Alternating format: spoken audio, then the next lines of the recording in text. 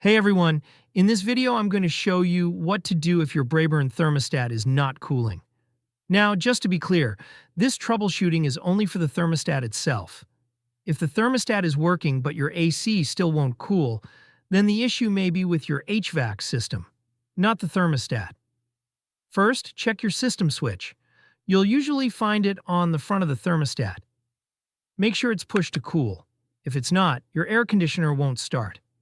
Next, press the hold button. Look at the display. You should now see the word hold showing. This step basically overrides your programmed schedule. Sometimes the program itself is what's preventing cooling, so forcing a fixed temperature can solve it. Now, use the up and down arrows to set your desired temperature. The thermostat will keep this temperature indefinitely while it's on hold. If you want to go back to your normal schedule, just press the hold button again.